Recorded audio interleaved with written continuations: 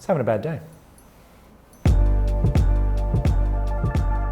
The Audemars Piguet Royal Oak is an icon, and rightfully so. The luxury steel sports watch with an integrated bracelet was the first of its kind, and it's been copied quite a bit since 1972. We even made a meme about it on Instagram. The Royal Oak shot up in market value for years before starting to come back down to earth in 2022. This does not mean, however, that they are more available at retail or that much more accessible on sites like ours. For example, we're still seeing the 41mm 15500 ST selling for more than twice its retail price in 2024. It's also a watch that will attract attention. This is good news if you're looking for a status symbol, but not so good news if you want something that will fly under the radar. There are also a lot of great watches out there with a similar spirit that deserve more attention. So, with that in mind, we thought we'd highlight 5 watches to consider instead. Let's start with the Vacheron Constantin Overseas. This watch comes from the oft-forgotten member of watchmaking's Holy Trinity, and it's a watch that's gotten more popular as the Royal Oak and the Patek Philippe Nautilus surged into the stratosphere. The key features here are the bezel and the bracelet, which feature the brand's signature Maltese cross motif. These elements can be a little divisive, especially the sharper versions on the current generation, but the older style is a little more muted if that's what you're going for. There's a good variety of references here, and some attractive ones like the 42040 and the 42050 can be found for roughly $10,000 to $12,000. Vacheron also makes a pretty killer chronograph version with the 49140 with bold numerals and a big date at 12 o'clock. If the Royal Oak is known as an extra thin, then let's call the Bulgari Otto Finissimo extra thin. The Otto line has broken many records in recent years, and there's a wide variety of case materials and complications to choose from. Titanium is the classic choice. My personal favorite is the sandblasted steel. The time and date models will run you approximately $10,000 to $12,000, but if you have more of a Royal Oak level budget, consider something special like the Middle East Edition 103023, the Tadao Endo Edition, or perhaps an open-worked or chronograph GMT version. Some say the case is over-engineered, but that's almost like saying a watch is too accurate. Bulgari has squeezed in 110 facets into a small amount of real estate, and it plays with the light so magnificently. It also sports the best bracelet in the game, in my opinion. Those thin reptilian links hug the wrist like nothing else. And the beauty doesn't stop there.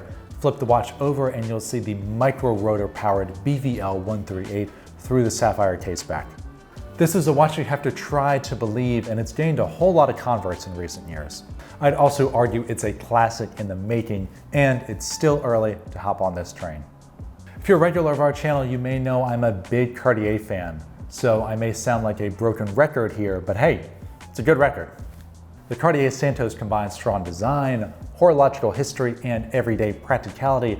The watch was designed in 1904 for Brazilian aviator Alberto Santos Dumont, and it was the first pilot's watch and the first men's wristwatch in mass production. Design-wise, there are some signature Cartier elements like the stretched Roman numerals and the cabochon crown. We have some design similarities to the Royal Oak as well.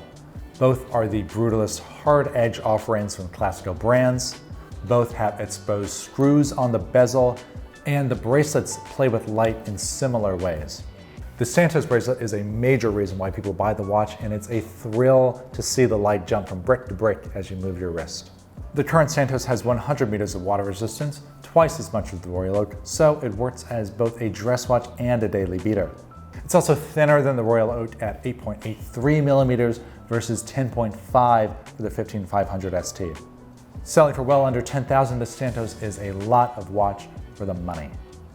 Okay, it's hard to say that the Tissot PRX PowerMac 80 is flat out better than the Royal Oak, but at $650 for the full steel version, it's certainly a better deal. Tissot is not a brand that watch nerds usually talk about, but this watch in particular has been well received at all levels of the community. And it's a regular on any best watch below $1,000 list. The dial is clearly inspired by the Royal Oak, and the bracelet is quite similar to the Rolex Oyster Quartz, so it's not exactly an original design, but it comes together cohesively and lets you get the feeling of that integrated bracelet genre for about as cheap as possible. Tissot managed to equip this with an 80-hour power reserve, which is impressive for any watch and it's 10 hours more than the Royal Oak. It's also got 100 meters of water resistance, which adds to the sportiness of the watch. So whether you're looking for your first watch or a fun impulse buy, can't really go wrong here. Yes, I am recommending a Royal Oak as an alternative to a Royal Oak.